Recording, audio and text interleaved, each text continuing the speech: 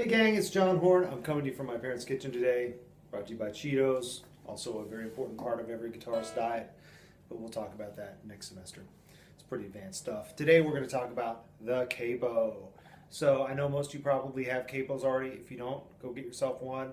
I know I haven't talked about it yet. It will come in handy. First of all, let's talk about a couple different types of Capos.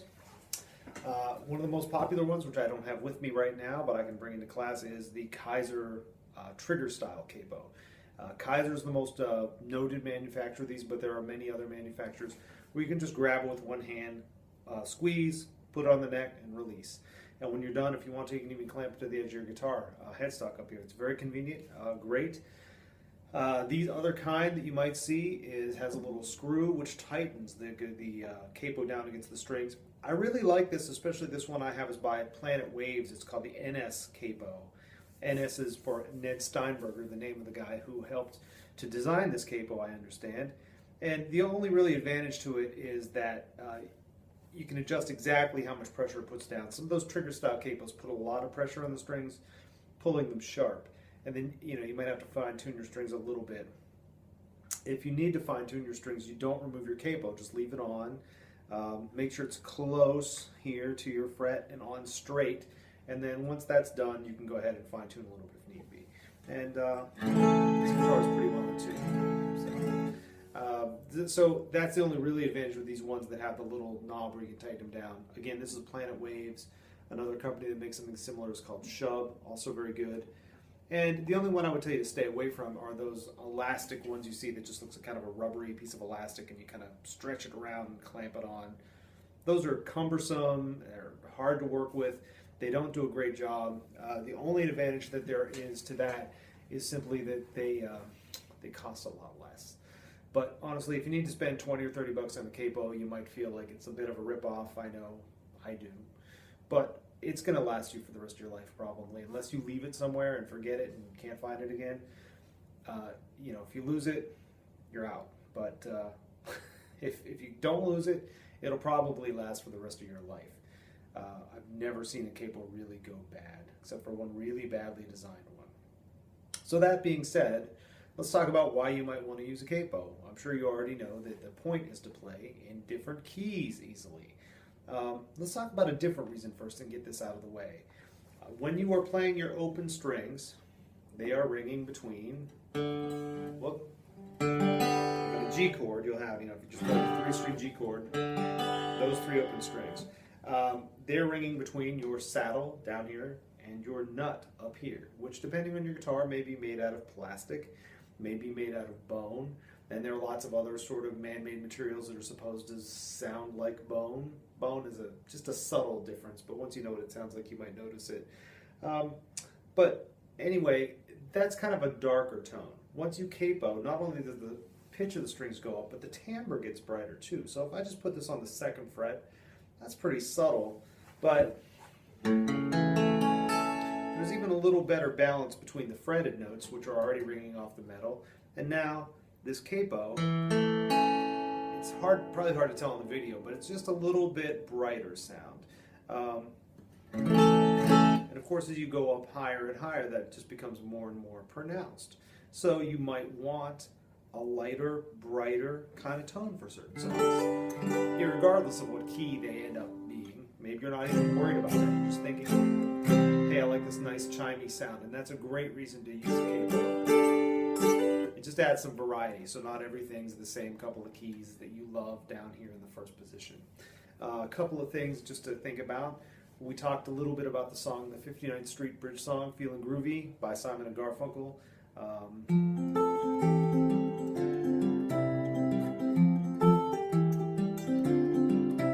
Sorry, a little liberty there.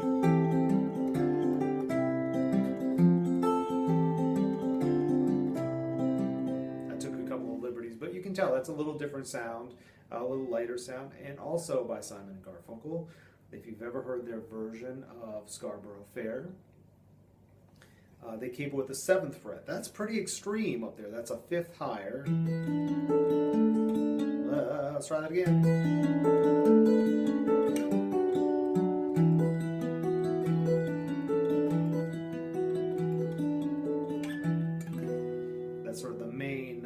motif there from Scarborough Fair, and you can tell that it just sounds really lovely up there.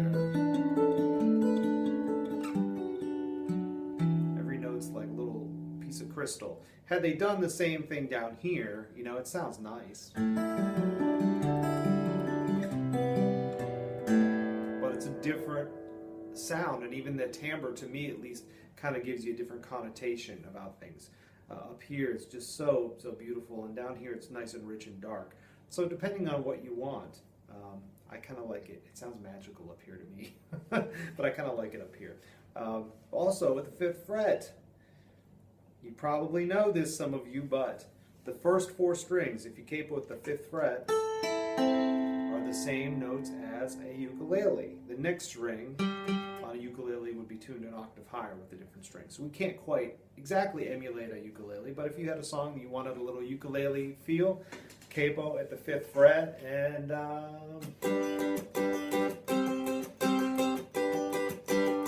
stay on those top 3 or 4 strings.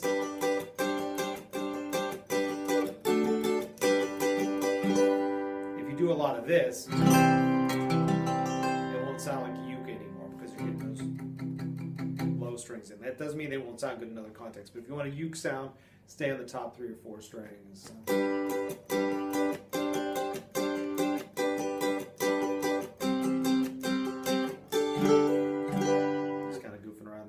James Taylor tends to play a lot with the capo at the 3rd fret.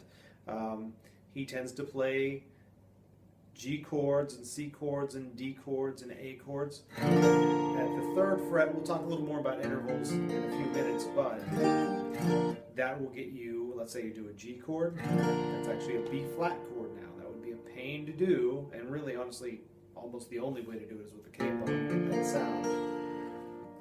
C is an E flat chord, that would be another difficult bar chord, and D becomes an F chord. So all those chords that would normally be bar chords and be a pain become easy.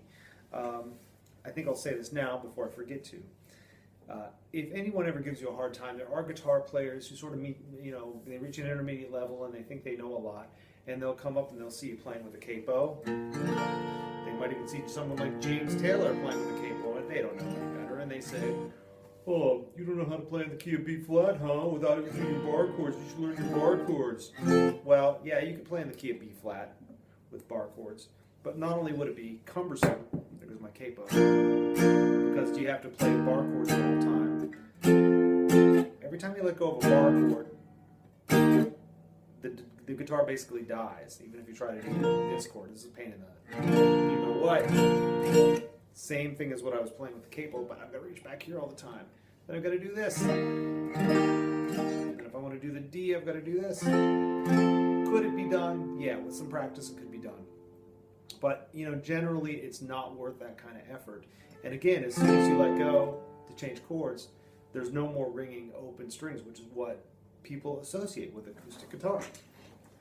So it is no shame to play with your capo, so that you can play something that sounds guitaristic, appropriate to the style, rather and easy. There's no point in having to, you know, for some of these songs, having to go through a bunch of bar chords. Sometimes it's unavoidable. Sometimes a bar chord adds a different aspect to the articulation, and we'll talk about that at some point. But at this point, that's ridiculous, and this will sound a lot better and be a lot easier. So don't worry about that. So. Obviously, you could put a capo anywhere up and down the neck and be in different keys. We'll talk a little bit about all the options eventually, but right now I want to give you one quick and dirty way before I end the video of how to play in all 12 keys, knowing the 5 guitar-friendly keys that we talked about in class. So the 5 guitar-friendly keys that we talked about in class, we'll use the acronym CAGED. C, A, G, E, and D. And you've heard me say that before. So you can play in the key of C, the key of A, the key of G, the key of E, and the key of D. And hopefully you know the 1, 4, and 5 chords in each one of those keys. And there's a lot of overlap between them. So we'll talk about that again in a minute. Now, if you put your capo at the 1st fret, you get to play all those 5 keys again, 1/2 step higher. Each fret, is worth a 1/2 step. So That equals 10 keys. You can play in the key of C, but it's not the key of C anymore. It's the key of C sharp or D flat, probably more commonly called a D flat. The key of A, half step higher, is the key of B flat. For those of you who aren't music majors, you might say, well, why isn't it A sharp? Well, it is A sharp, but B flat is more commonly used. I'll tell you why later on. C, A, G. G is now G sharp or A flat. E is now the key of F. This is holding down that bar for us, so we don't have to do that big F chord. We can do E. So you can go ahead and play the E, A, and B7, and it'll come out sounding like F, B flat, and C7. Pretty handy. And then finally D. D is the key of D sharp, or more commonly known as E flat. Okay, so there's 10 keys there. C, A, G, E, D, one half step above all of those, that would be B, let me say it again, D flat, B flat, A flat, F, and on D it would be E flat. And finally there's only 2 more keys because there's only 12 keys. Capo up 1 more fret for the last 2. If you think about what your 6th string is now that it's capoed, it's not E, it's not F, it's F sharp. So you can play in the key of F sharp. I hope you don't run into a lot of music in the key of F sharp, but there it is. Okay, and then if you think about the next string, the 5th string, that is now the key of B. B, right? Here's the 5 chord F sharp, and the 4 chord is E, the same as the D chord. Now, after that, all the other guitar-friendly keys end up being overlapping keys. So let's say I play a C here, 2 frets up from C, C, C sharp, D. Well, we already know how to play in the key of D. And we'll cover this in a later video, and I'll give you some other shortcuts about the capo. But that's also a really cool trick to use, is let's say you have a friend and they're playing in the key of G, and they're playing.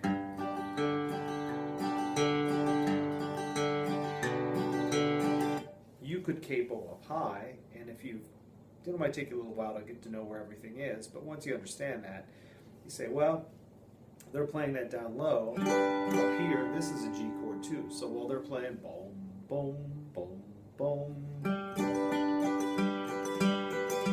you play up here in that ukulele area, okay? And that'll kind of give you something special instead of both people just playing the G chord the way they know. That's a really common trick that a lot of musicians use in the studio, even just kind of fatten up guitar parts. We've already played it once in the G area down here. Let's double it, but we'll play it up high. Some of the notes in the middle range of both chords will overlap, but this guitar player will have the highest notes and the other one will have the lowest notes. And I think that's all I need to tell you about that today. I'll send you a little detail about how to find those 12 keys, all with capo at the 1st fret or 2nd fret.